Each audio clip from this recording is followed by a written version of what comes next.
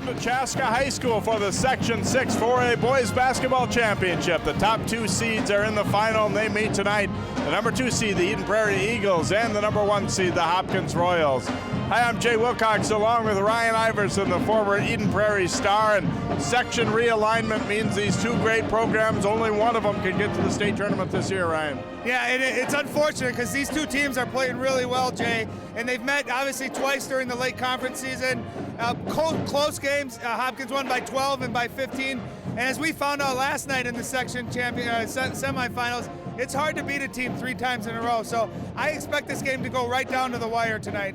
Eden Prairie got a real test from Minnetonka, a 3-point win, and actually Hopkins was tested pretty much too. They were down by a point to Armstrong at halftime of their semifinal. Well, one thing about this Hopkins team that's unbelievable is they blow a lot of people out, but they've been tested. They played at Osseo. They played, Apple Valley earlier in the year, which they lost. They've been in close games, so I don't buy into that. They're used to blowing people out. They're battle tested, and I think having a close game prior to this just helped them. Hey, we're used to playing in a competitive environment. I think it's going to help them, serve them well tonight. Let's talk about key players to look at in tonight's contest for the Eagles. A guy who's one of their top scorers during the season. He's been even better in the playoffs, Andre Wallace. Yeah, and it really just averaged 18.5 during the regular season, but great players elevate their games in the postseason. Coming off of 38 points, over 27, like you said, they need to find a way to score. Eden Prairie does not score as prolifically as Hopkins does. They got to find a way to get the high 70s, low 80s. They need him in that high 20s to 30 range for them to be able to keep up scoring-wise. And for Hopkins, a guy who kind of typifies their team, long and lean and athletic, John Warren. Well, you and I joked, Jay, in the pregame wheel, you can really pick anyone on that Hopkins starting 5. They have 5 guys in double figures, but John Warren, especially when Stefan Sharp went down with a high ankle sprain, really became more of a scorer, and he's that second guy that can knock down 3-pointers too. So he extends the defense, which opens up, the rest of their athletic team. So he really just does everything. Great defender, can get to the basket, but also a very good shooter, and he's a big part of their offense, no question. All right, should be a great championship game here tonight. It's the Eagles and the Royals, the winner into the state tournament, the Section 6 final, next on 12 Sports. I could hardly hear you.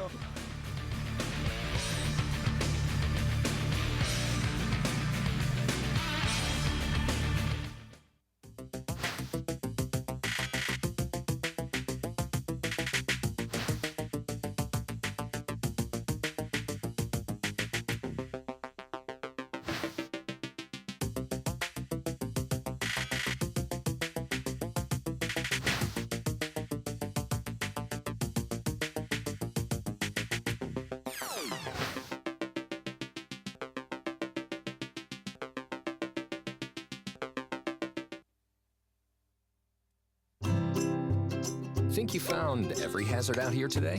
Think again. The spot you missed could be a killer. That spot on your skin could be skin cancer. If you're a man over 50, you're in a group most likely to develop skin cancer, including melanoma, the kind that kills 1 person every hour. That's why your best shot is to check for a spot. It's easy. Follow through and check your skin. Go to spotskincancer.org to find out how. A message from the American Academy of Dermatology.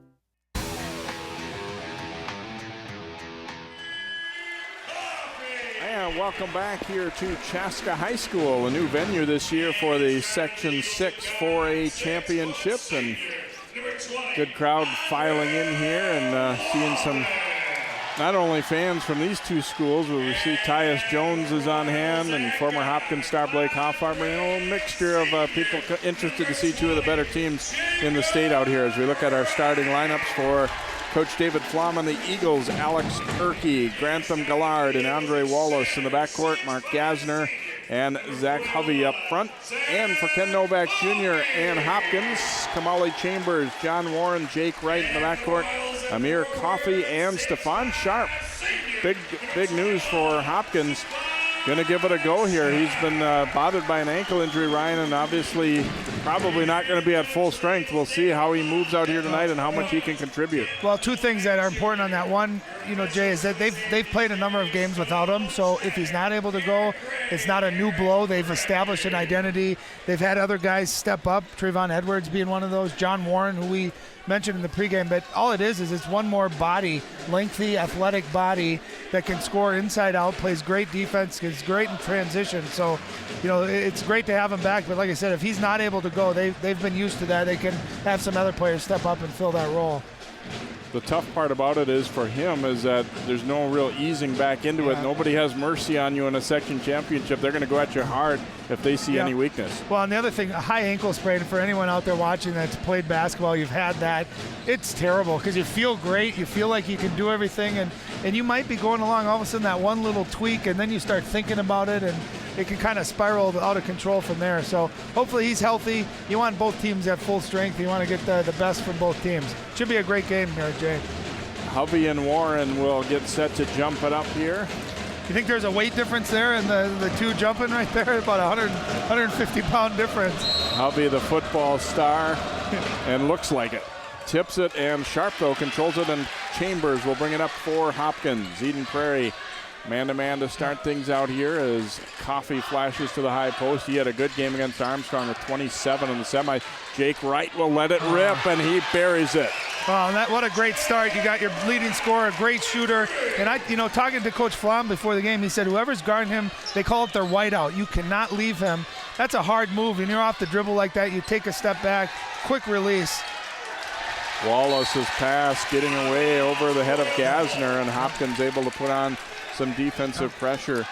Go ahead, Jay. Well, this Hopkins team has been an interesting one. They run the floor so well, and they defend very well at times, but probably not as well as some past Hopkins teams, just night in, night out all season long. Yeah, there's a push off Jake Wright. Good pressure defense right there. But one of the keys to the game for me, looking at this, is Eden Prairie's lost twice, and there's a replay. You can see that off arm. Once you extend that, that's an easy call. But getting off to a quick start. Eden Prairie's lost psychologically. You want to get off to a quick start. Your first possession, you give up a three, then a turnover. They got to get a good possession here, get a good shot. Erke giving it to Wallace on the wing. The double arrives quickly. Wallace, nice little dump off. Hovey driving, but Warren erases that one. Well, and you can see his length and athleticism. There's about 4 of them on this Hopkins team that are all about 6'3" to 6'4", long. And even though they're giving up some weight and some size, able to block that shot. Chambers, maybe not the best shot selection there. Missed that one. And the Eagles to the front court now with Erke trying to punch it inside to Hovey. Got the on-target lob, and he scores it. Yeah, beautiful move. Stefan Sharp was guarding him. He fronted him. Beautiful lob pass over the top. And that's really the one advantage Coach Flom thought that he had, was some size, some bulk. And they got to work inside out. If they can beat Hopkins up down low, they really don't have a match for that kind of size. Coffey will fire for 3, and he hits it. Amir Coffey has become more and more consistent and confident with that three-point shot. Yeah, and he's such a great slasher. He's great in transition. If he adds that consistency, he's going to be a great offensive player. Warren the steal, gets it to Wright, but the Eagles get back in transition defense that time. Early 6-2 lead for Hopkins. Chambers pass through the legs of Sharp. Got it down a little too low. That bounce pass needs to come up a little bit higher for him, and Sharp didn't get down either. The other thing, John, Hopkins plays so quick. They get a lot of points. They score. They're in transition. They pressure you. The challenge is obviously not turning the ball over there, but the challenge is playing quick but not fast. 3-on-1, Wallace over to Gillard, and he's on the end line. They miss an opportunity to convert after back-to-back turnovers there. There's a look at Coach Flom, the Eagles head coach, and good run of tournament success for them, but again, shifting into this section with a couple of their Lake rivals, and so only one can go. Yeah, and a couple years ago, obviously, these two teams met in the state championship. Stakes aren't quite as high, but it's still, you lose, you go home. Wallace across to Erke. Nice break there for the Eagles. And I love Wallace. He's a scorer. He's got a scorer's mentality, but he's not selfish. He'll give the ball up, and that time he could have made a tough layup himself, instead made the great play, unselfish play, and that time Eagles were able to convert. Here's Warren slashing, and Chambers was cutting when he threw the pass, and it's into the Eden Prairie bench. We get another look at their break. And again, defense starts at then Eden Prairie pushing, and you can see Wallace could have taken that in Instead, he made a great pass, unselfish pass, and that's what David Flom loves about him. Is he'll look to score, he'll take tough shots, but he won't take bad shots. And we get a traveling call here against Wallace after that handoff. So look at Ken Novak Jr., the Royals head coach. Chalked up 6 titles. I mean, you just look at that, 6 titles in 25 years. I mean, that's a 25% state championship rate, and that doesn't count all the times they've been to the state and didn't make it. I mean, just you talk about sustained success. You know, we talk about Mike Grant on the Eden Prairie football side, and then you got really, you know, Coach Novak Jr. on the Hopkins side. Just unbelievable the level of success they've been able to sustain. And pass tipped, it's off Warren's hand and out of bounds, so Hopkins turns it over, and Eden Prairie will get it back here trailing at 6-4. Yeah, both teams a little touchy on offense. We've seen a couple of early turnovers, you know, uncharacteristic on the Hopkins side. You know, Eden Prairie's known more for slowing it down, multiple passes, and here's a steal in transition. This is when Hopkins is so dangerous. John Warren gets a deflection. They can get out, they convert a turnover, Jay, into points quicker than any other team, other than maybe the Hopkins girls program. 8-4 Royals lead here. Into the lineup, Blake Cashman for Eden Prairie. Here's Wallace driving, and his pass was into the hip of Sharp. Warren running it back the other way. The lefty lays it in. And again, you see a turnover into points, and they got, you know, from Amir Coffey to Stefan Sharp to John Warren, you know, Kamali Chambers push. They got 4 guys that just get down in a hurry.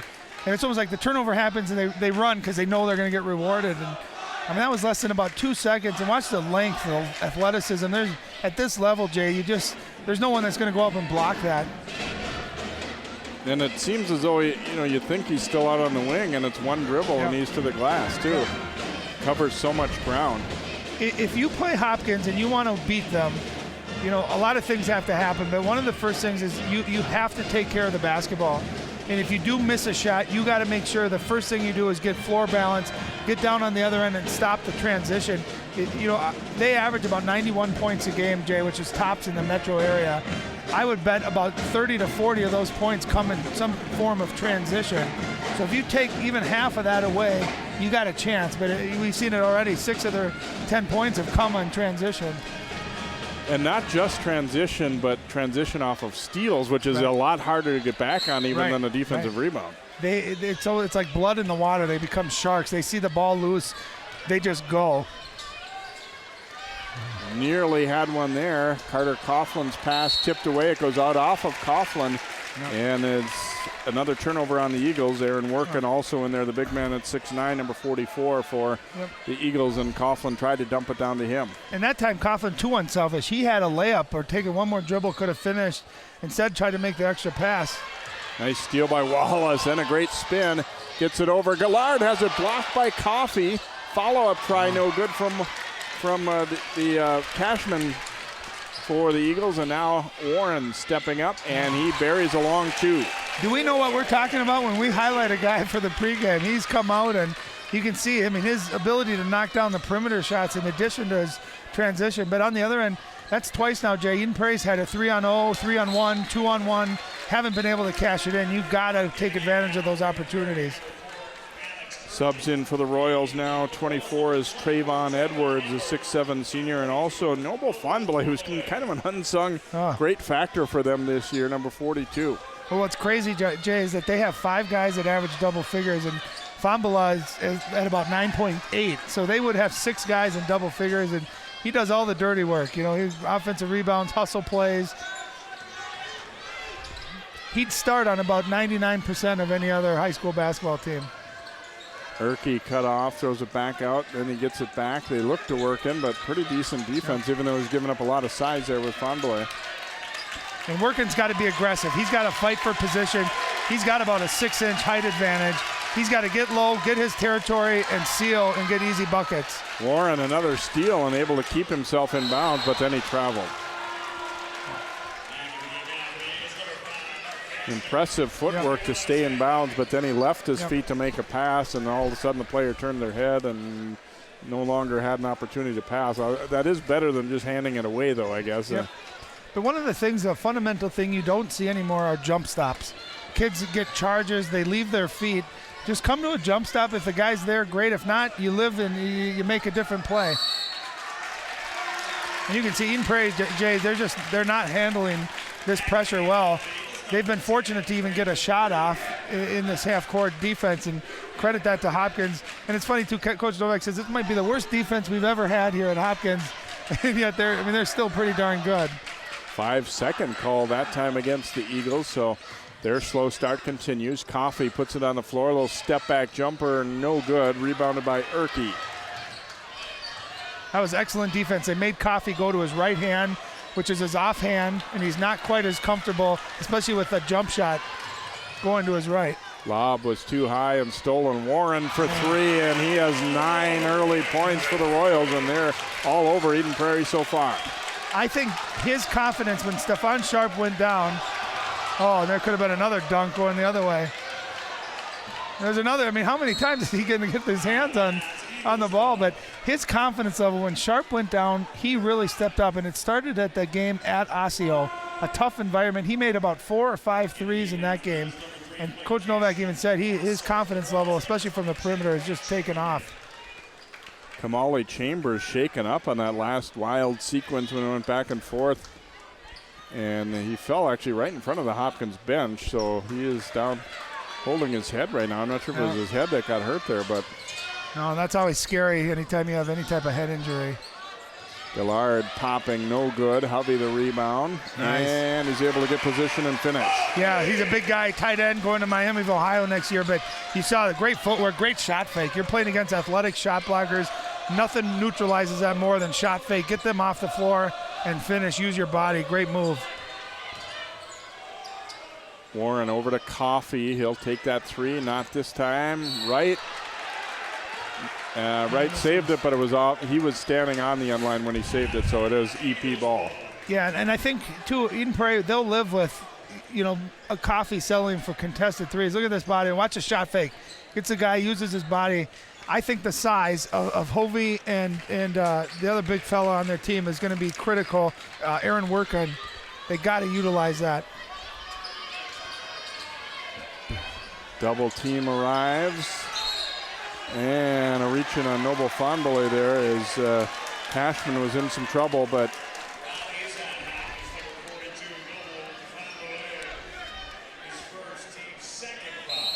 sounds like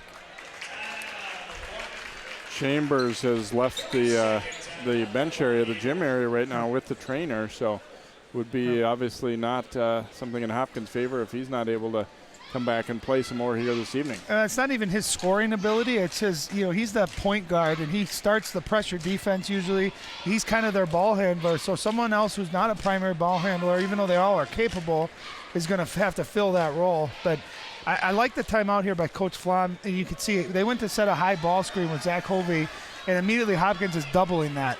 And they got to have a counter to that. You got to either slip that, where you just hit the person setting the screen, get them the ball in space, but they got to move the ball. They're holding the ball too long. And this Hopkins defense, again, they're long. They're getting all that pressure on you. It's intimidating, and you can't get caught picking your dribble up and get double teamed.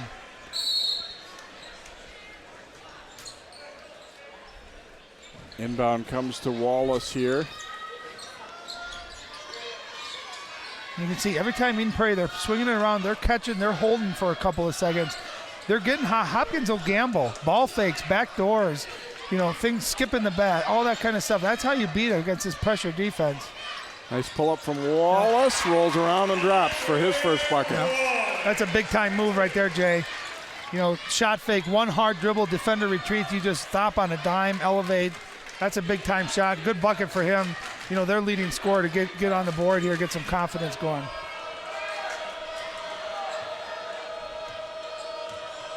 Warren handing it off to Wright. Step back jumper from about 17, and he hits. And really good defense, too. They were right there. You know what Jake Wright has done this year that he didn't do last year? He stops, and he kind of does that fade, and he puts the ball back so you can't block it. That's a tough move. It's almost like Dirk Nowitzki in a way. And it's a great move. Gillard open for a long three, and that one's money. Yeah, that's big for him. He's their second leading scorer. He's capable of putting up in the 30s. You know, and he shoots a lot of threes to get that first one to drop in a big game. You're nervous a little bit. That's huge. Edwards hard off the glass, but got his own rebound and scores. A little bit of extra energy there, and he had that one way too strong on the first try, but he just pops up and gets it. You know, and Eden Prairie's got a couple of kids, Hovey and Workin, that are bigger than anyone on Hopkins, but from 1 through 5, Hopkins is longer, and they're more athletic than Eden Prairie, so you got to box out. Wallace from the wing, and that one's good for 3. That was a good-looking shot. You can see the confidence, Eden Prairie's confidence. One shot goes down, it becomes contagious. 2 big shots in a row for Eden Prairie, and 2 specifically for Andre Wallace. Coffey left open as Gallard got knocked down by the screen, and he's able to hit it. Yeah, he's coming hard to his left there. You got to have help on your defense. Wallace feeling it, and he buries another one. Wow, that was a very contested 3. And really great defense both times. I mean, those are just off the dribble, contested. He had to really raise the arc on it. Out to Warren, his 3 ball, and that one is good. Wow, seeing quite a shooting display here. I feel like we're watching the 3-point contest at the All-Star game here. And again, another contested 3 too. I mean, these kids are really shooting the heck out of the ball. Cashman to the baseline, too long with that one. Edwards looking to get out and run. Fonbele had it stripped by Wallace. Quick hands there by Wallace. Wallace really wanting to attack now. Off the glass, a little too strong, and tipped over to Warren. Coffey way across. They swing it. Here's Warren again. This time going to be no good as he got a hand in his face. Gallard to the hoop, and he's fouled. Yeah, well, I love that move is Gallard will take some, as Coach Flynn would say, maybe not the best shots, best not select shot. There, look at that tough shot. Andre Wallace contested. But I like Gallard using his athletic ability that time, drove hard, drew the foul. And you can see John Warren knocking it down on the other end. Sharp back in, and Kamali Chambers is now back in for Hopkins. I didn't say, you know, it didn't always show up in terms of they still made some hoops, but I could kind of sense that they felt they were missing the guy who got them into their offense. And not that Coffey, like you said, not that Coffey can't do it or Warren or whoever, but Chambers is just usually the guy who does. Well, and on the flip side of that too, Jay, is that those guys are used to initiating their movement on the wing in scoring positions, and now they're going to initiate their movement from a different pet. So it's going to just set the whole. But you can see Chambers is back in the game now, which is great news for Hopkins and certainly for him. Sharp returning after a breather as well. We'll see how he moves around. Been out for a while with that ankle injury. Hopkins by 6, and lost on the way in by Chambers. Nice backdoor cut, and the layup no good. Workin gets the rebound though, and finishes it after the first miss that time by Matt Kerr. Yeah, Kerr missed a bunny there, but great hustle. Workin gets it, and again he used a little shot fake to get the defender off the ground. Turn around by Wright, and that is good. And you're right, that's something he really didn't have in his game that much earlier in his career. He was just a dynamite standstill jump shooter, but he's had to adjust, and he has made adjustments. Well, and I'd even say, Jay, he wasn't even doing that in the beginning of this year. He was a great shooter, and you have an awareness, but that mid-range game that he's got now. Couple misses there. Working ahead of his try blocked. Warren getting out and running, and Wright has to track it down.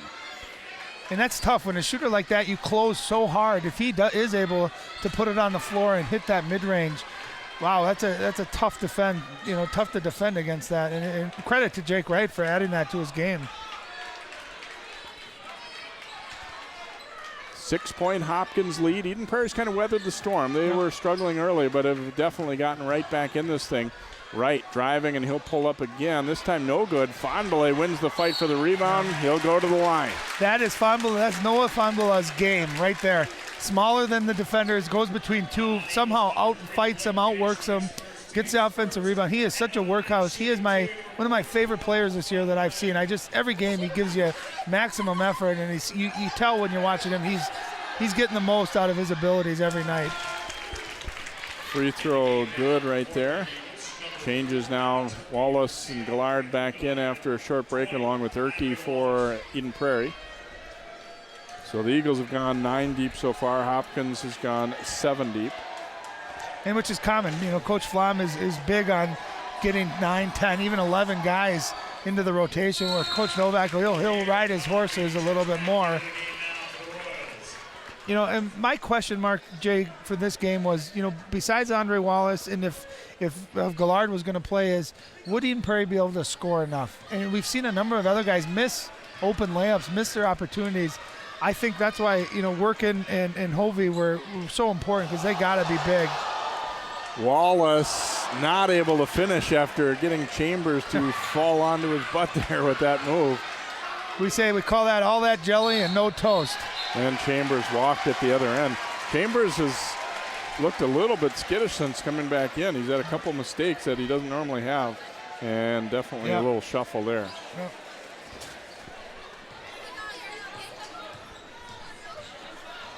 Here's Wallace driving, gets it over to Gallard. Gallard pulling up in traffic and gets the finish. And I love the aggressiveness. He's not settling for contested fadeaway 15-footers. He blew by the defender, lost it, stayed with it. You love that. And I know if Gallard's going to give that kind of effort on offense, Coach Flom will take that every day of the week. And he's that second scorer that they really need to step up. And quite honestly, I thought he was fouled on the first one, but he didn't stop, kept going. Here's Chambers shooting it up. No good there. Wallace the board. He just doesn't look right, does he, Jay? I mean, he looks a little discombobulated, if you will. Wallace missing, and now Chambers running it back the other way. Coffee to the baseline, flips it up, and offensive foul. That's awesome. That's great defense, and it's great for a couple of reasons. One, Mark Gassner took that charge, but you can look at number 4, Alex Urke, forces him to his right. I can't tell you, I've seen a number of, he is unstoppable going to his left. He's so long, athletic, but when you go to his right, it's almost like his coordination becomes a little bit slower, a little bit less athletic, and then you had great help defense. That is great scouting report, and that's great execution on the defensive end.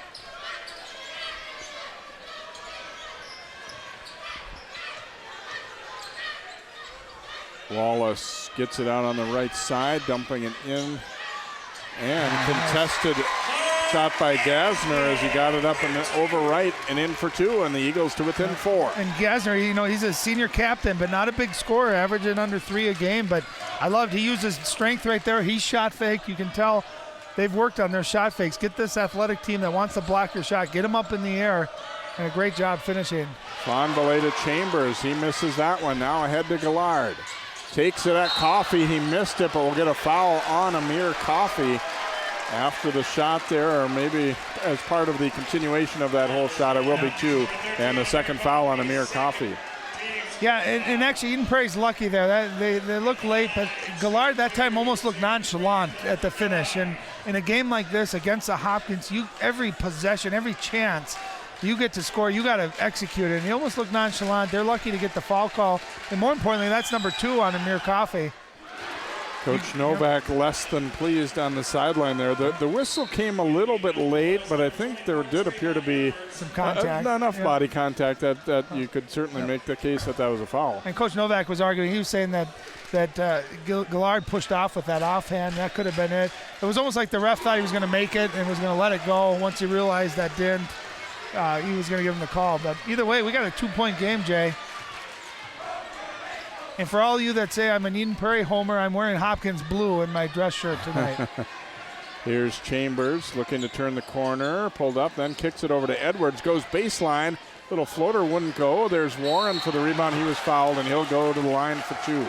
Well, Edwards, a heck of a move. He's just got to gather himself, get his strength, and finish. And instead, the whole defense collapsed, and there comes, John Warren out of nowhere to get the offensive. I've been so impressed with John Warren. He does everything on the court, whether it's handle the ball, drive to the basket, shoot threes, offensive rebounding, defense on the other end. He's really been their most valuable player here in the first half. In and out with that one, though. Already got 12 points.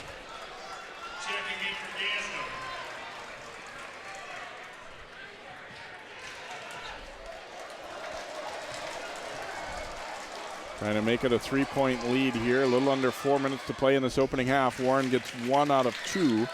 29-26 now, Royals. But Eden Prairie has the momentum a little bit turning their way.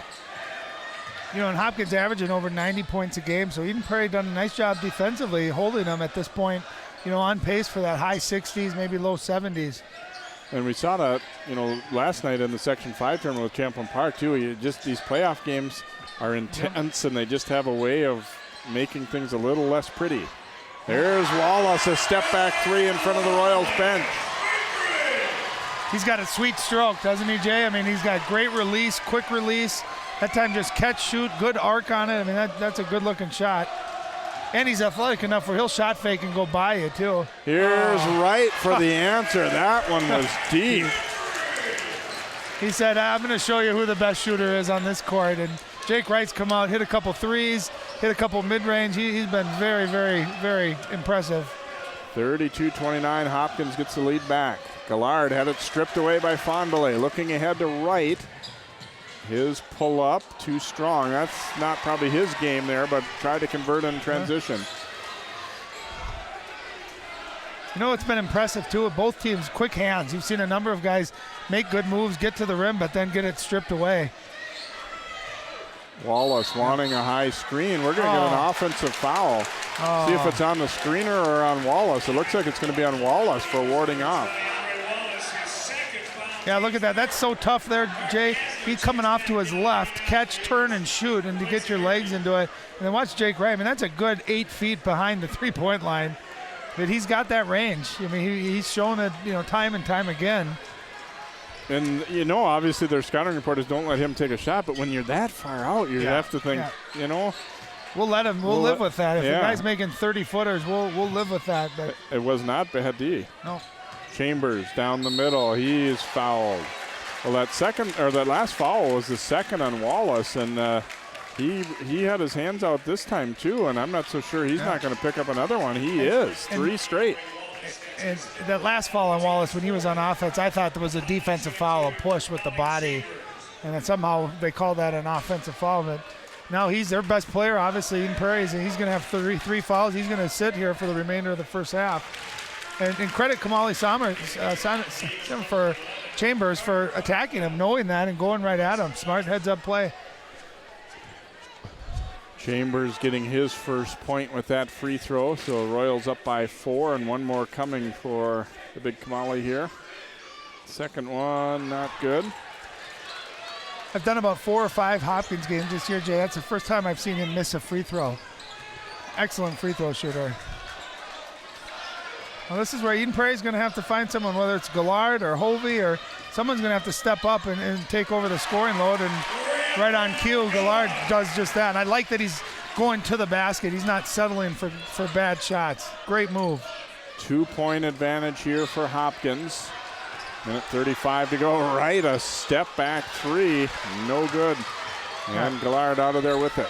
Great defense, too. And that's a tough shot. He makes that. You just throw your hands up in the air, but excellent defense.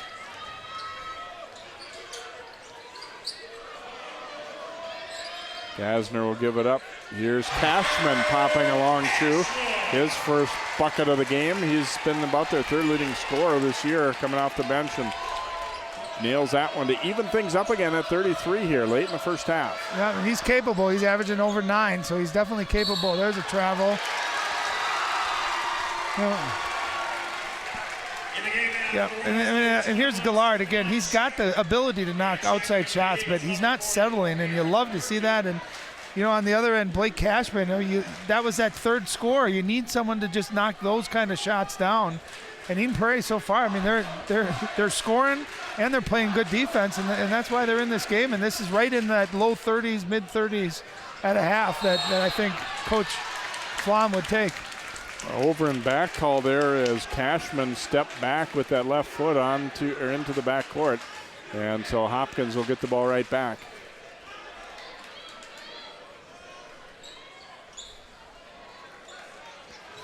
Fondele will inbound right at half court here. You know, in some games you might say 50 seconds, are they going to hold for one? But I don't think so at all in this team. And in a game like this that's close to, I think the last minute of halftime is always big Fonbele blocked, but he gets it right back. Working a great block. It didn't seem to faze him, though. He just doesn't quit. He's got a motor on him that just does not quit, and he's a quick jumper, too.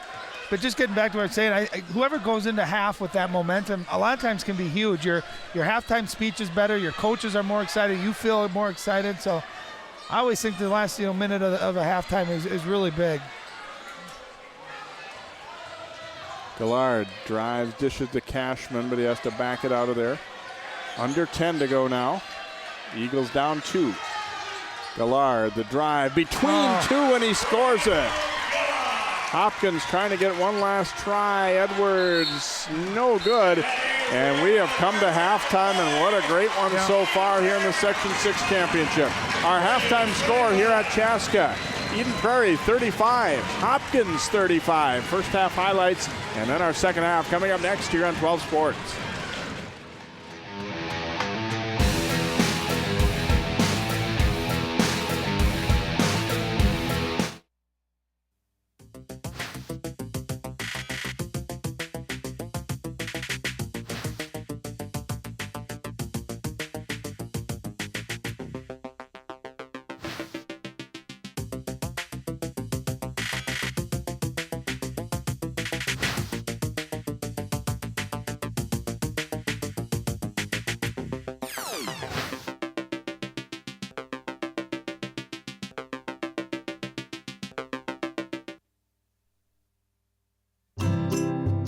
Think you found every hazard out here today?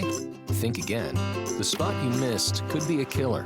That spot on your skin could be skin cancer. If you're a man over 50, you're in a group most likely to develop skin cancer, including melanoma, the kind that kills one person every hour. That's why your best shot is to check for a spot. It's easy. Follow through and check your skin. Go to spotskincancer.org to find out how. A message from the American Academy of Dermatology.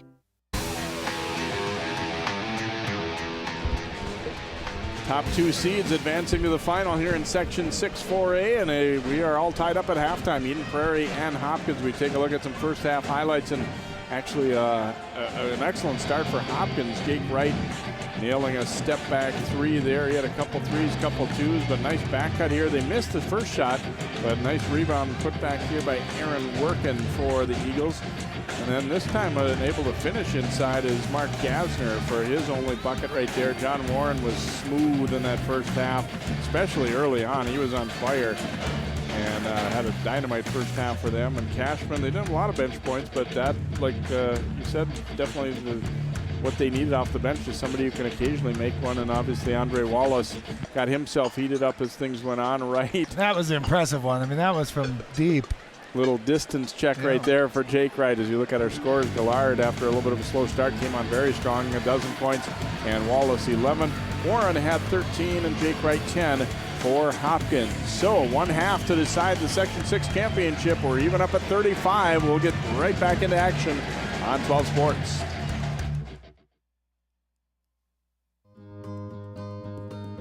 You always made sure I brushed my teeth.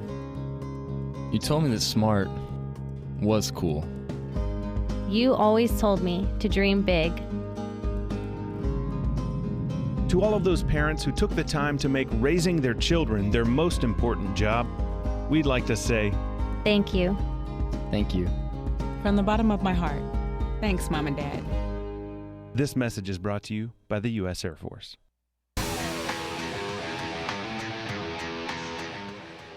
We get set to begin half number 2 here as the Eagles and Royals come out. And Ryan, we saw a lot of Stefan Sharp in the first half, a fair amount, but did not score. Really not much of a factor. No. He is going to start the second half.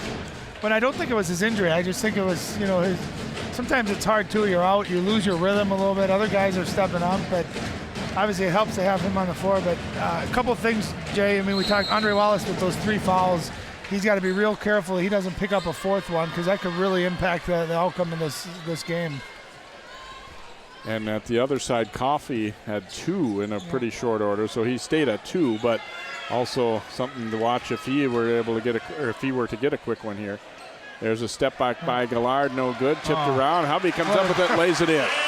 Great hands, and he was a tight end obviously in football, and he has great hands. You could see that. He tipped it to himself. And Gallard, on the other hand, that was really the first kind of tough contested shot he's taken. But fortunate to get the offensive rebound. Great hands by Hovey. Chambers, a pull-up won't drop. Gallard grabs the rebound here. Well, and you wonder, too. I mean, Hopkins has won 22 games in a row. Like we talked about, they've played some close games, but do you wonder if they start feeling tight or nervous or a little edgy a little bit towards the stretch here if it's a really close ball game? Here's Sharp, one of his first shots, and he's able to get it to drop. And when he went out, he was the second leading scorer on this Hopkins team. So he's normally a really big part of their offense, and sometimes it's nice just to get that first basket. Gallard's going to take a long one. This time no good. Coffey grabs it. Yeah, maybe not the shot you wanted. One pass, a quick contested three. He did a great job in the first half of picking his spots and attacking the basket. First 2 possessions, he's taking some tough shots. Coffey, a 3 over Gallard, won't go, and here comes Wallace. Stops just inside the lane, way too hard with that one, though, and Wright grabs it. Yeah, excellent shot. I mean, he got to a spot, Jay, jump stop, elevated, and that's a shot he's going to make 8 or 9 out of 10 times. That time just a little bit too long. You kind of get the feeling that these teams cooled off a little at halftime, don't you? The way they were shooting and playing offense in the first half. Sharp, the rebound off the Chambers miss, and he scores. Maybe everyone else cooled off. Sharp maybe found his rhythm at halftime. But sometimes that can happen. You get such high energy, emotion in a section championship. You go to the locker room, you lose a little bit of that. It takes you a few minutes to kind of get back into the rhythm of things. But one thing you don't want to do is wait too long, because then you're always going to look back and have regrets about it. Wallace way off with that one after he was dialed in the first half. Here's Wright. He also misses. I guess it was maybe unrealistic to think they'd keep making as many as they were. But, true. Those were shots both teams were knocking down in the first half.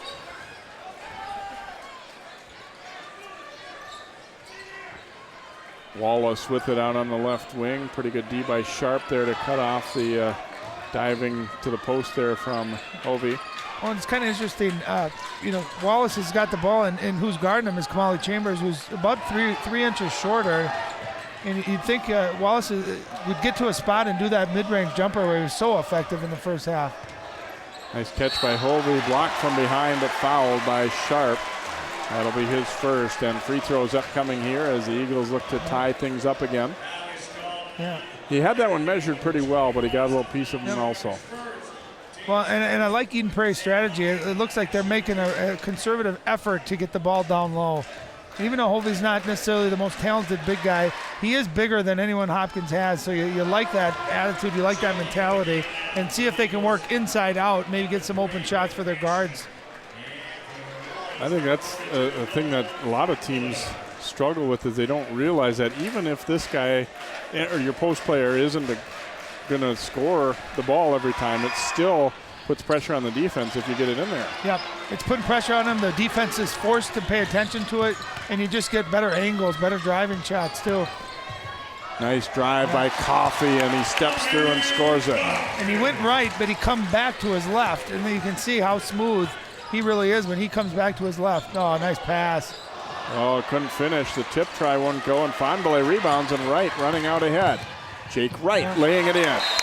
Yeah, great timeout, but that's that transition. Even though it wasn't a turnover, it's a missed shot, a defensive rebound, and they look to go. But watch this, great shot fake. You see he's going right. See him come back to his left where he's so long, and he does that little hop step, and he always finishes that. Here's transition. You got to have someone back.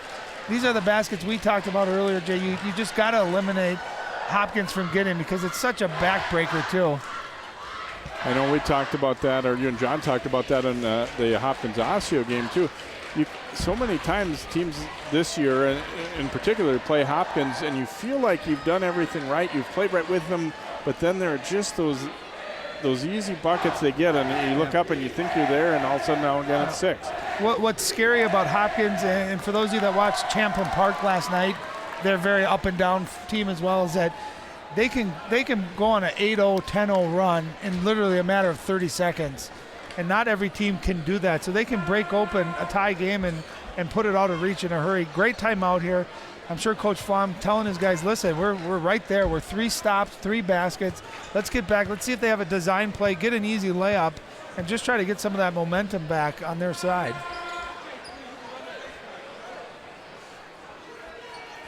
And it seemed like they fed off when their defense started to play better in that first half too, and I'm sure they're looking to get back to that. Yep.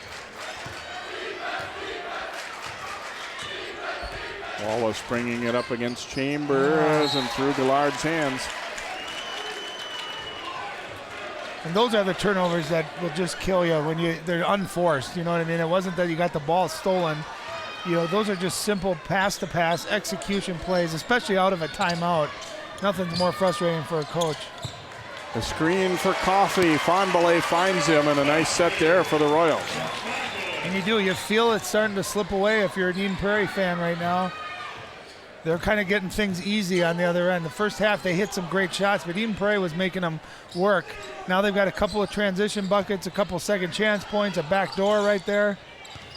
Inside to Cashman, but hemmed in by taller players there and kicked it out. Now Gallard from the wing, and he hits a 3. That's huge. That's a huge play, just obviously for the 3 points, but also just to halt the momentum a little bit for Hopkins. Fonbele catching inside. Now screening for right. Dangerous pass, but it gets out to Chambers. Chambers driving it, sends it to Coffey for 3, and that's good.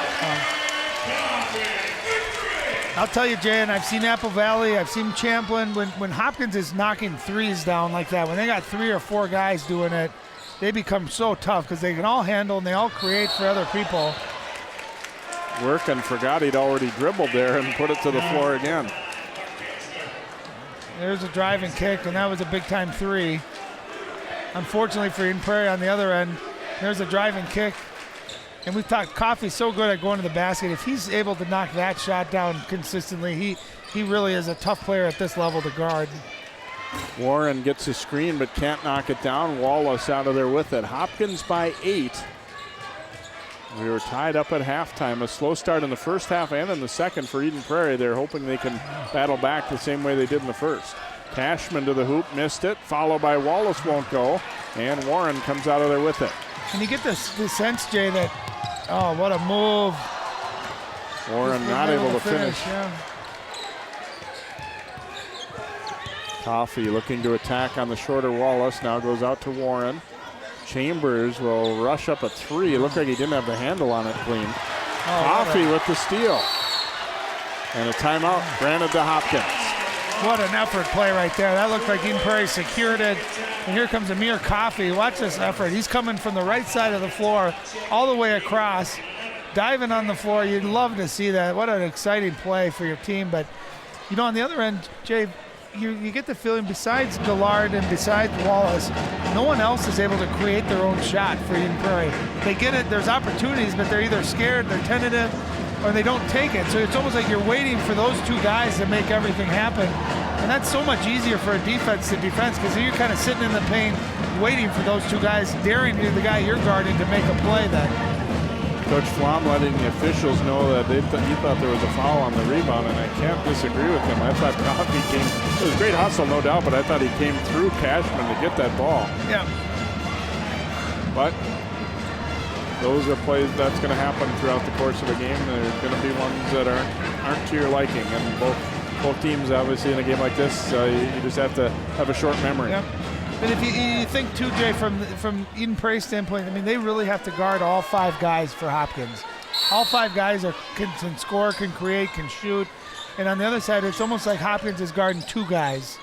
And that's a big difference. It puts a lot of pressure on your defense when any guy can step up and make a play or knock down a shot.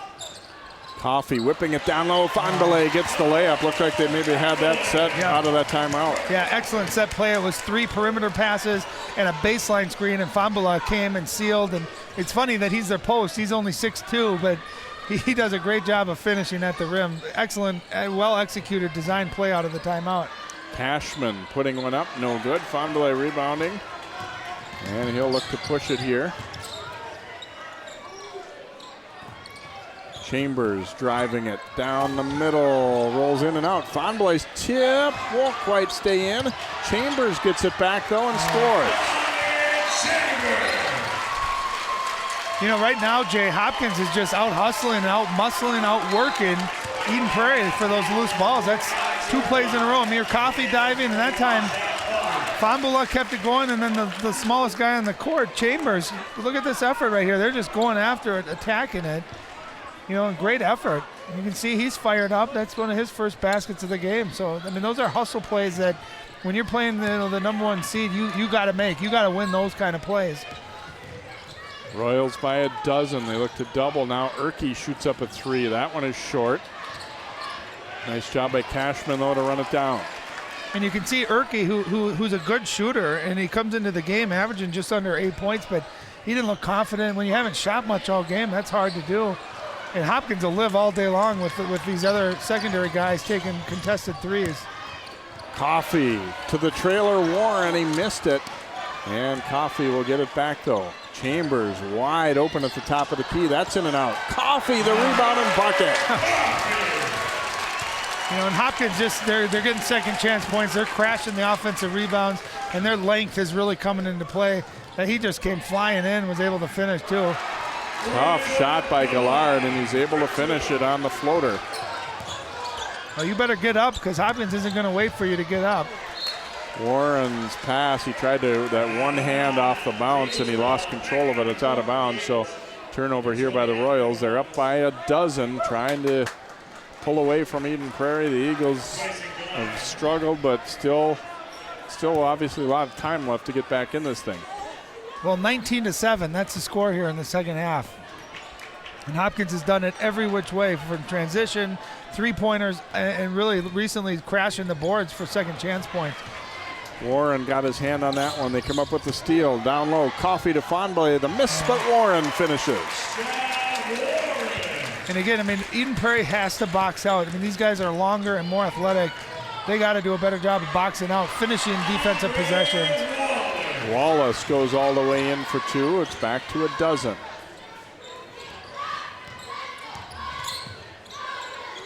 Warren across to Coffey. Thought about it. Gets a screen from Fonboy, and he's wide open. Coffey will take and make a 3. You know, that's just inexcusable. Coffey's knocked down 3 threes.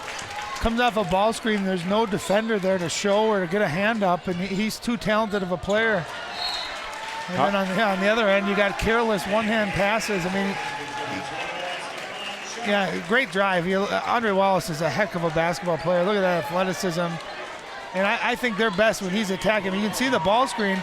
There's got to be a quicker defender up to show on that. The big guy's got to rotate up and take away an open 3, especially from a guy like Coffey, who's really done well tonight shooting the basketball.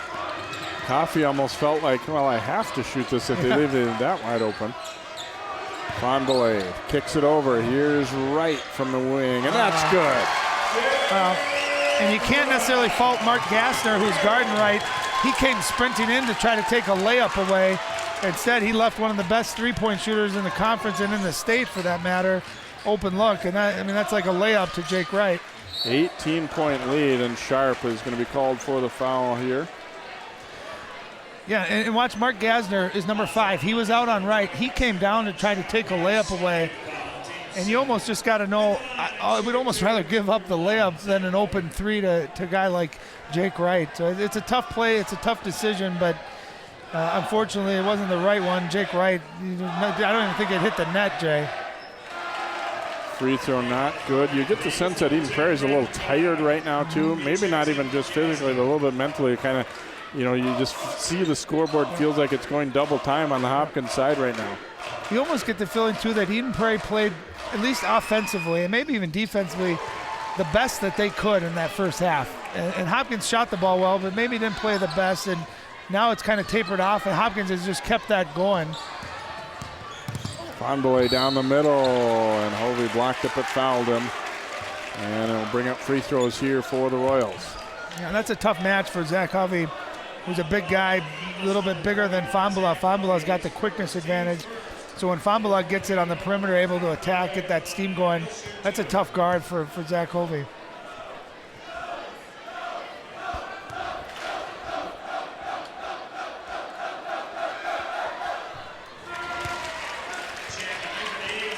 free throw good there. Noble now with 7 points in the game. You see coming off the bench for Eden Prairie, Carter Coughlin.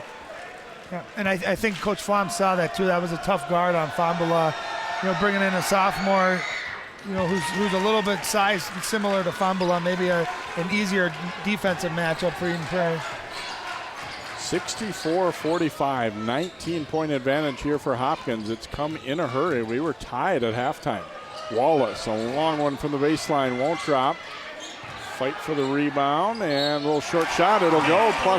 Carter Coughlin gets the hoop. Yeah, and that's a big bucket. Nice effort basket right there. A tough contested shot. Wallace, who's been knocking those down all night. And that was just great effort at that time by Eden Prairie and Carter Coughlin. Sharp picks up his third, and Edwards will come in to replace him. One thing too, Jay, is Eden Prairie's running this dribble handoff up top, and Hopkins isn't respecting when Alex Urke or Mark Gasner tries to turn the corner because they know that they're not going to attack. And Eden Prairie's got to have another guy be aggressive, even if they don't make it, but at least put some pressure so that it can open up some lanes for Gillard and for Wallace. Fonbele finishes through some contact there, and he'll get the hoop. 66-47, back to 19-point advantage.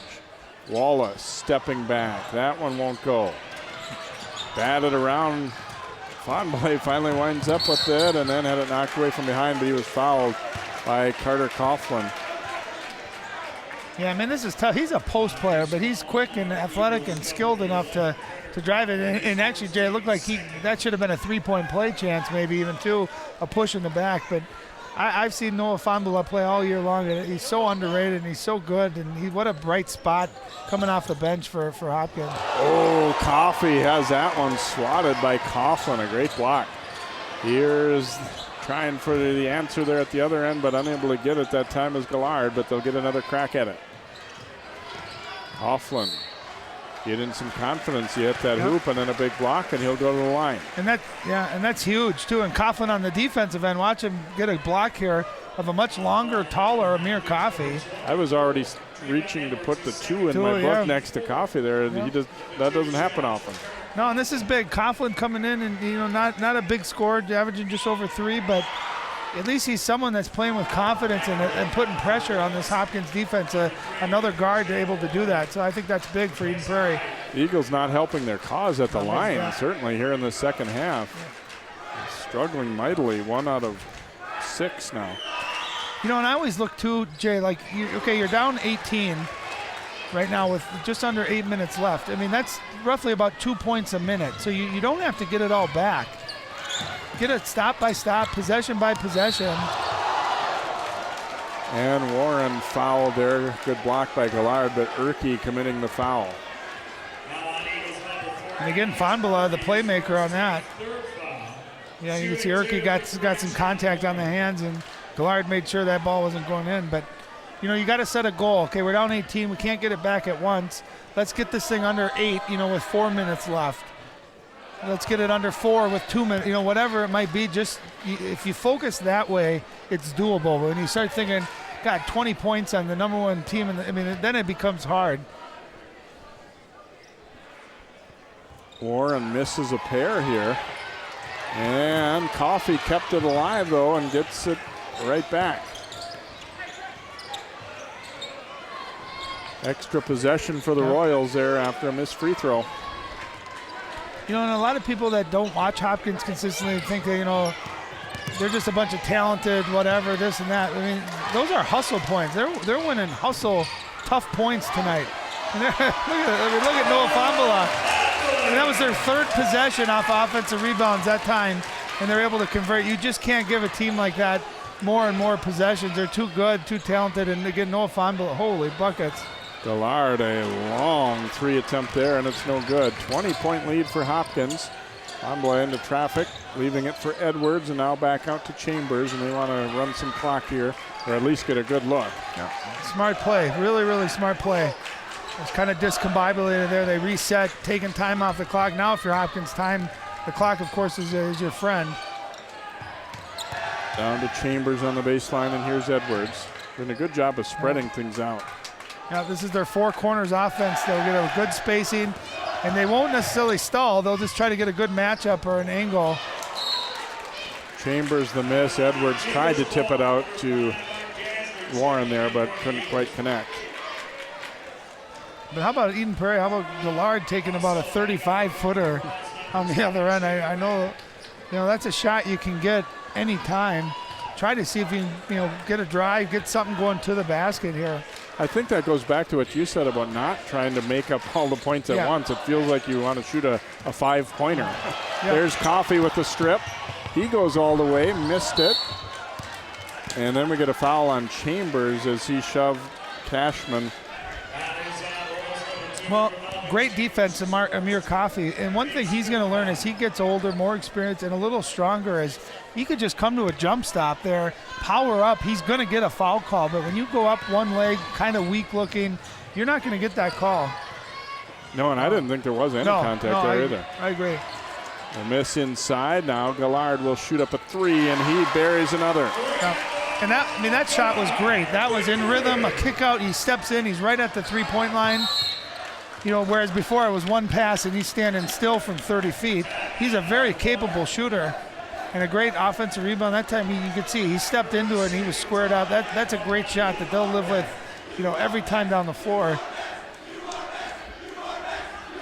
17-point. The Hopkins student section chanting over at Tyus Jones up in the crowd, "You are next." Yeah. They might be careful what they wish for a little bit. There. No, I don't know. They're playing pretty good. Yeah, and of course it's Tyus Jones in the Duke jacket, trying to ignore it. I'm sure he's used to getting that kind of chant. And Hopkins, like you said, that's their only loss on the year. It was a close game. It was 96-90, and Tyus Jones, I think, playing especially in a game against Hopkins, would by far be the best player. But Hopkins has the depth and the multiple guys, the athleticism. Where I think that'd be a heck of a rematch, and hopefully we wouldn't have to see it until the championship game. Certainly would expect that those would be the top 2 seeds coming in if they're both, that shapes up that way. Obviously, we've got some more game to go here and everything, but. And don't sleep too for our viewers in our market, on a Champlain Park or even in Osseo. Whoever comes out of that section, I think no one's going to want a piece of them either in the state tournament.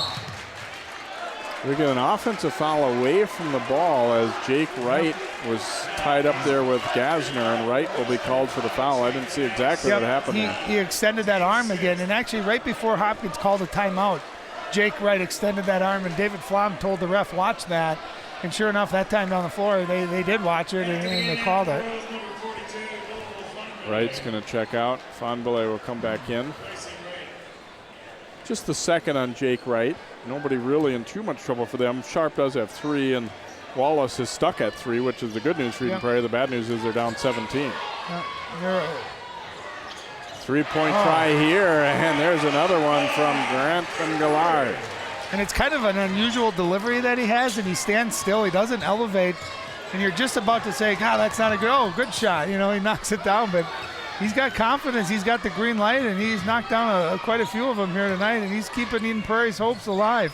Yeah, Eden Prairie back to within 14, and you can see the way they're playing D. They have not conceded this game by any stretch. And nor should they. 14 points, you can make that up in a hurry. And you wonder with a team like Hopkins that is so good at running the floor, well, they'll get a layup out of that one. I was going to say, sometimes teams like that struggle to run a delay offense. Yep. Here's Wallace looking to answer, but he can't get it to drop, and Coffey grabs the miss. Yeah. And Wallace, obviously, Eden Prairie's lived and died with his effort and his scoring all year, but that's another case, no dribbles, coming in off the dribble, shooting a contested 3.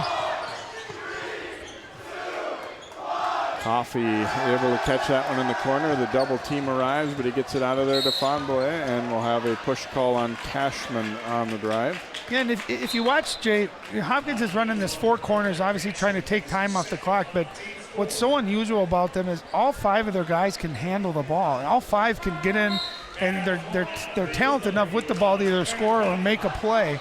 And that's so unusual at this level to have 5 guys that can do that. Heck, it's unusual in the NBA to have 5 guys that can do that, but really all 5 of them are able to, and that's what makes them so hard and so deep. Chambers works it into the front court here with Wallace checking him. Warren, dangerous one cross court, and they turn it over. Here comes Coughlin. Drops it over to Wallace. He'll kick it out. Gallard for another three, and it's good. His fourth three of this half. Yeah, great play. Andre Wallace was going to take a contested mid-range. Instead, he knows his teammate's got the hot hand, and great unselfish play. But I love Eden Prairie's trapping. They're switching. They're trying to create turnovers, and you love the effort. And there's two in a row that they've done.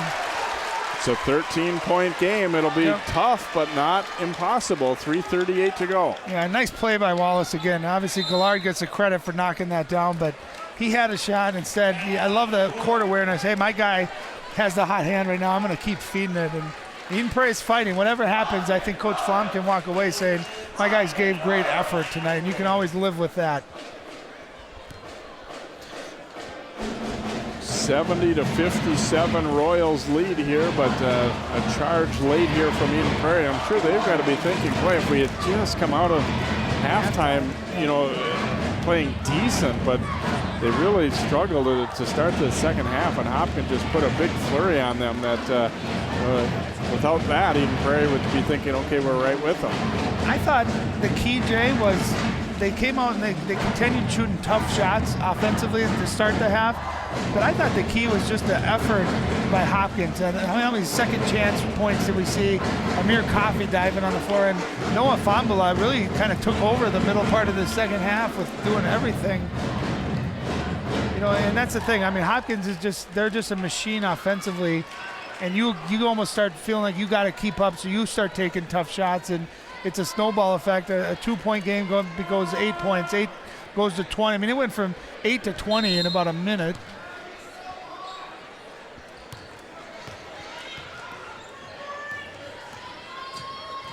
Erke handing to Wallace, and he was run into by Warren. First foul there on Warren. Well, that's big. That's going to put Eden Prairie in the bonus here. So if they can continue to attack, get some free throws, you stop the clock, you can set your defense. But now the key, which they haven't done a great job tonight, is they got to take advantage of it and knock these free throws down.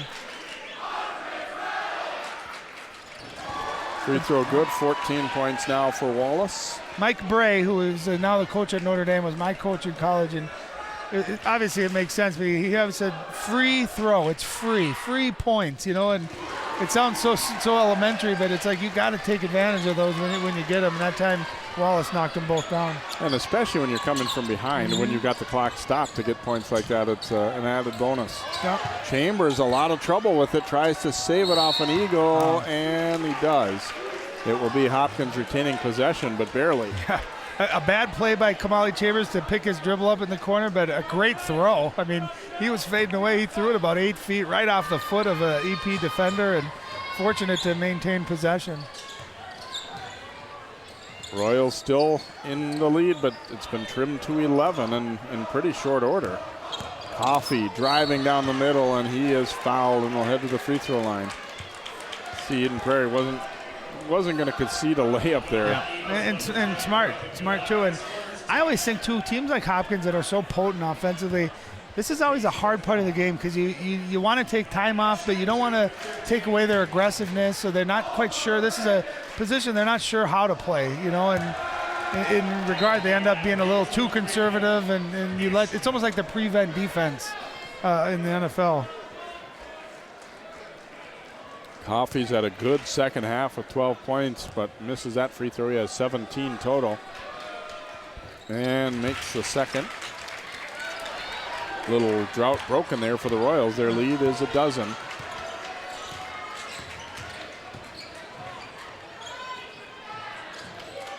Under 3 minutes to play now. Eden Prairie trying to fight back from a 20-plus point deficit.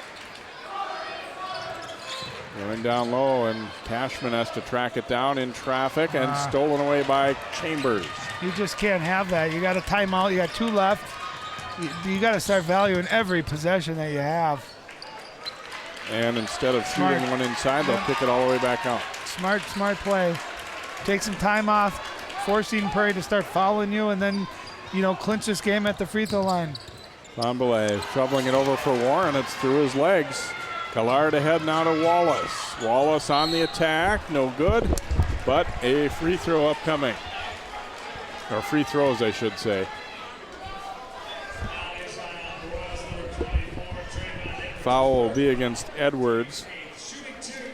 And the official got a little overexcited there. He initially signaled basket good for Wallace. One problem, it hadn't gone in. He's the Ed Hockley of high school officiating. I always love when Ed, so dramatic in his holding calls. Wallace gets the first, misses the second, and then a push against Eden Prairie, I believe. It's going to be on, Grantham Gallard pushing to try and get to that rebound, and we'll get free throw or no.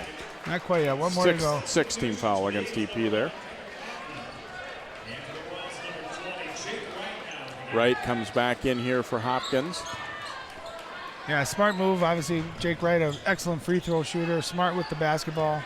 A senior, these are the kind of kids this is what you live for when you're a good shooter. You want the ball in your hands. Chambers down low to Edwards. He'll give it over to Wright. He fumbled a little bit, but still scores.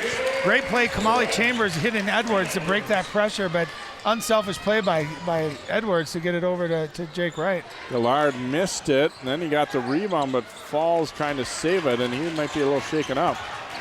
Chambers into the front court for Hopkins. Gallard is still down at the other end. I don't think the officials see him. Coffey to the hoop, and he lays it in, and now they'll blow the whistle here. They didn't want to take away an opportunity for Hopkins.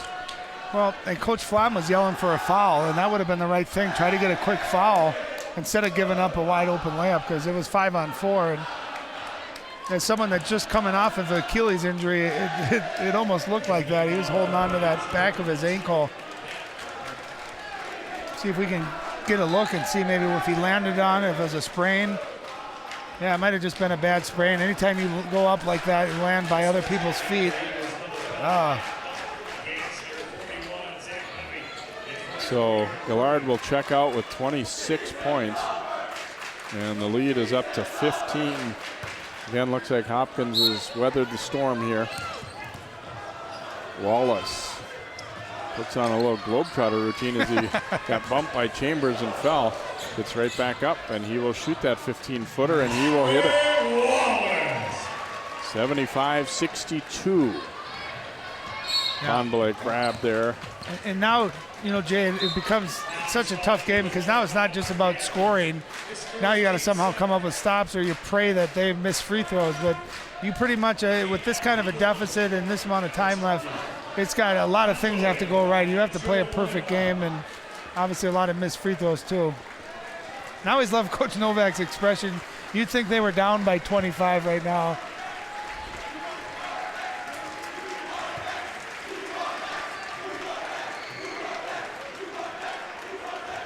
Free throw no good, and a 1-on-1. Kerr getting it back out, and Workin will take a three. No good there. Wright grabs the rebound for Hopkins, and he is fouled. Erke reaching in. And even in this kind of a situation, Jay, you end up with Aaron Workin, who's their center, taking a three-pointer, and it's like someone else, guard, perimeter, has to step up and at least want to take that shot.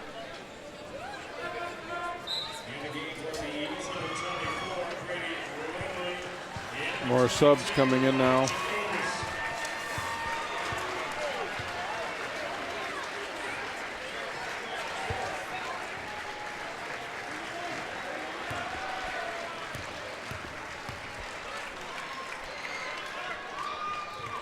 Wright's free throw is good.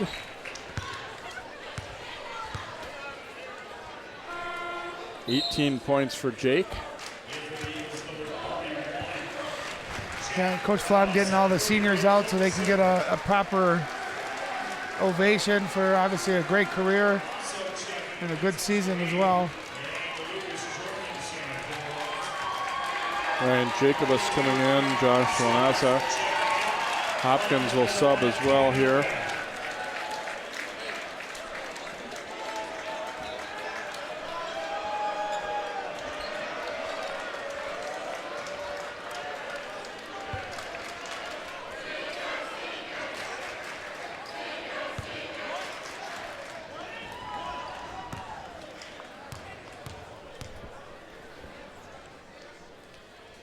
Wright will get a chance to come out to a little ovation as he hits the free throw. I always hated that, Jay, at the end of a game, or when you knew you were coming out, especially when you were one of the starters, and you knew someone that didn't get a lot of time was coming in. There was almost more pressure. You didn't want to miss that shot so that they couldn't get in more.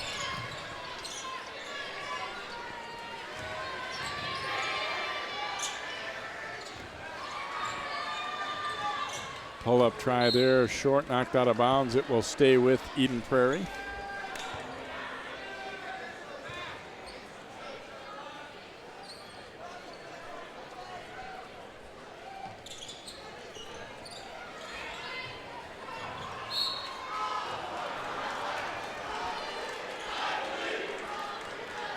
So the Royals will get it now. 44 seconds to go. They're up 15. Going to head back to state. 20th state tournament appearance in school history, or 22 if you're counting Hopkins, Eisenhower, and Lindbergh when they were split. They each made one appearance in the state tournament back in the 70s, including Hopkins Lindbergh with player Ken Novak Jr. and head coach Ken Novak Sr. I say, what the heck? Let's throw that in there and give them, was it 22? Yep. 22. What the heck? 6 state titles under Coach Novak, an additional 2 back in the early 50s.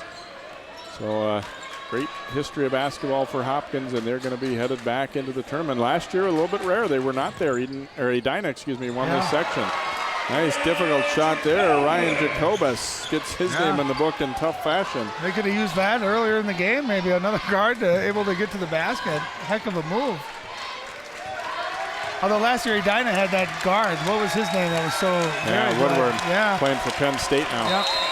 So we reach the end of this one, and it is Hopkins, the top seed, bolting out to a big lead and then holding off Eden Prairie. They win it by a final of 77 to 64. And coming in at 28-1, obviously Apple Valley's got the big name. They're the defending champs, but Hopkins, got to think, has got a shot in this state tournament. Well, other than Apple Valley, who hasn't lost to anyone in the state, almost in 2 years, Hopkins, 23-game winning streak going into the state tournament. And the other thing, too, that you build on is they went through a tough section. They beat a tough Eden Prairie team that in most sections would come out of that. And they got all 5 guys playing well. They got everyone healthy, sharp back, getting healthier. They got a good bench. And they got 5 guys that can score, 15 to 20 points on any given night. So I think it's going to be a really exciting state tournament. And, of course, we have section finals on Friday that we're televising. I think Osseo and Champlain Park have a great shot, whoever comes out of that, to make a run. So it should be a great state tournament. 77-64 Royals, our final score. We'll be back with our post game here coming up next on 12 Sports.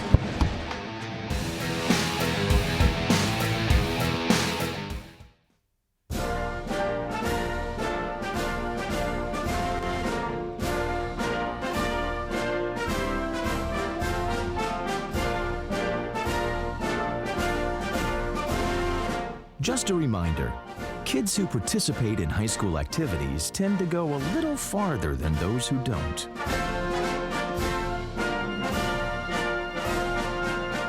Take part. Get set for life. National studies show that students who participate in activities like music, sports, and drama not only have better grades and attendance, but they develop the character to handle adversity, the grace to accept defeat, and the self-confidence to start over.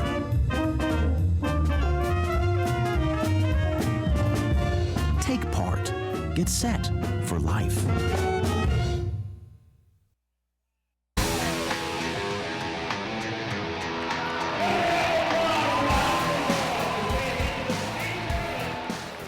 Welcome back here to Chaska High School. Hopkins headed back to the state tournament for a 20th time in school history with a win of 77-64 over Eden Prairie. A couple of those seniors that have helped to make tonight a good night for the Royals, but also throughout their careers. Kamali Chambers and Jake Wright joining us now. And Kamali, how exciting is it to come out? They played you tough the first half, but you guys put that surge on them in the second half. And how special a win is this for you guys? Every win at this time is special, but this one's especially special.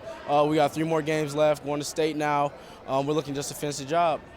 I know you'd played Eden Prairie a couple times, so both teams really knew each other well. What do you think was sort of the key to push you guys past them there in that second half? Just to get sharp. On offense, we were rushing a lot in the first half. We were having some silly turnovers, so just to get sharp, settle in, and play our game. Obviously, with just one loss, you guys are going to come in probably as the high seed, probably the number 2 seed. It looks like if Apple Valley's there. But, what do you think your chances? I mean, a lot of people might look at Hopkins, Apple Valley, but there's other teams that you have to be worried about too, right? Yeah, every game, you got to take every game the same. Can't look past any game because if you lose, you go home at this point. We just got to take it as it is. Kamali, congratulations on the section title. Have fun in the state tournament. Thank you. And Jake Wright, usual great job shooting the basketball here tonight. And an intense ball game tonight. You guys started strong. They came back and tied you at halftime. What was kind of the talk at the half there as you guys regrouped at halftime? We weren't really playing Hopkins basketball. We were thinking too much. I think that was the problem. So we just stopped thinking, started playing, started counting stops, really going after boards, getting every loose ball. Things fell into place after that. You guys have had a tremendous season all year long, and but it's still no guarantee that you're going to get there. Is it sort of a relief now too, that to know that you're in that final 8 a little bit? Definitely. I mean, it's definitely a relief, but we're not looking past anybody. So we're on to the second game right now. The next game, first game of state, we're focused on that right now. Apple Valley, a couple of their guys are coach, and Tyus Jones, I know we're here, and obviously that's a matchup people might want to see, but. How do you guys make sure that you're not thinking about them until the time comes, if it does come? We're just thinking about every possession. The first game comes up, every possession, we're trying to get a stop. We're trying to win every possession. If we can do that, we'll get there. That's all we got to worry about. We talked about during the game tonight that legitimately most of the time on the floor you have 5 guys who can drive the ball, who can handle the ball, who can score the ball. Not a lot of teams can say that. How big has that been for your team? That's a huge advantage for us. It's great having guys because I don't have to come out and score a lot every night. Kamali will have one night, he'll score 20. Noble will score 20. Amir will score 20. So we don't have one guy that's scoring a bunch of points. That's a huge advantage because the defense has to watch all of us because if they try to key on one of us, everybody else is going to find openings. So that's a huge advantage for us. Jake, thanks so much for joining us. Have fun in that state tournament. Thank you. I will. Appreciate it. Jake Wright from the Hopkins Royals. They win another section title here after missing out last year. They are the Section 6 champions. They beat Eden Prairie 77 to 64. Hope you've enjoyed tonight's game. For Ryan Iverson and all of our crew, I'm Jay Wilcox. Hopkins headed to the state Class 4A tournament.